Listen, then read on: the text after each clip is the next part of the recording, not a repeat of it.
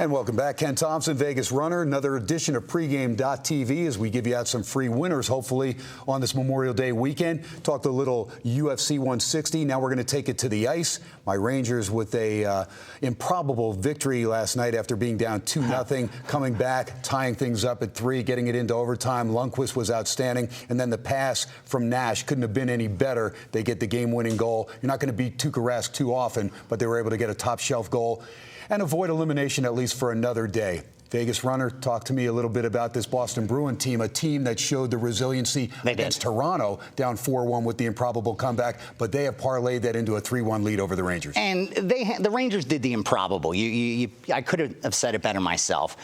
300 times in playoff history since 1929, I believe, have 300 times a team was ahead 2-0 in the playoffs with 8 minutes left in the second period. Only 37 times has the team down 2-0 gone on the win, 12% of the times. So at that point, Boston was an 88% historical probability that they were going to advance. But like you said, Rangers showed resiliency. But now you got to go on the road. And the Rangers, I had Boston yesterday, and I was kind of going against the trend because the Rangers have owned Boston in New York. Mm-hmm. You know, them beating them there in, what was it, Game 3 was rare. I mean, you know, the Rangers had owned them there up until that game.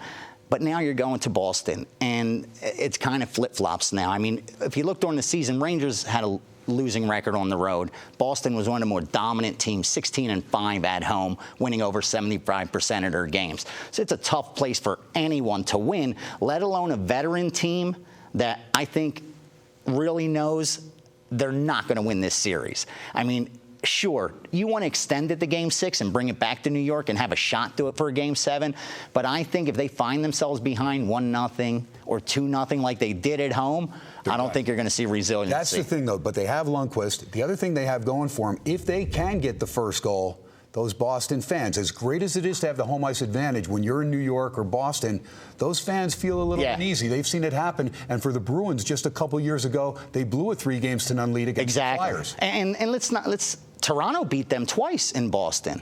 So, I mean, they were better during the regular season than they really have been in the playoffs at home. I mean, even though it's early, a home team up 3-1 in this quarterfinal round usually gets it done at home. I mean, series, as far as series goes, all the NHL playoffs, when a team's up 3-1, they've won the series 44 out of 46 times. Only 2 times out of 46 has anyone come back to win, down 3-1. Do the Rangers have a shot? They got to win this game. I don't think they're going to win this game. I really don't. I think the price on Boston is actually a little cheap. And I think that's because their books aren't going to get as one-sided as most home teams have been getting. Throughout these playoffs, home teams have been getting one-sided money.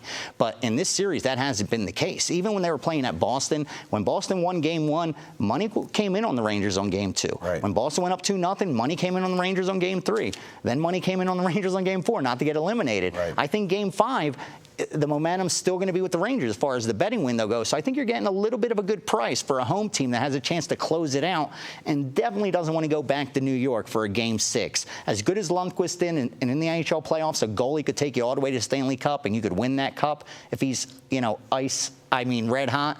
But Rask is pretty good himself, too, man, with a 2.0 game goals against average, even a little better than Lundqvist, and save percentage, a little better than Lundqvist.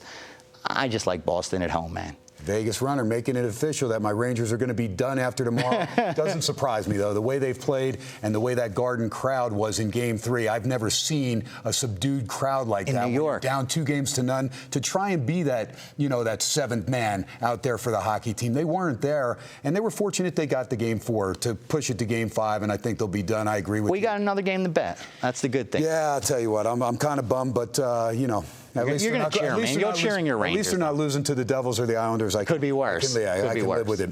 All right, that's going to be an official play there for Vegas Runner. He loves the Bruins to close out the Rangers tomorrow on Saturday in Game 5 in Beantown. We'll come back. We'll take a look at San Antonio and Memphis. I'll give you my take as they go back to Memphis with San Antonio leading 2-0, and then we'll follow it up with the Angels in Kansas City, a Sunday affair in Major League Baseball. We are pregame.tv. Ken Thompson, Vegas Runner. We'll be back with another play right after this.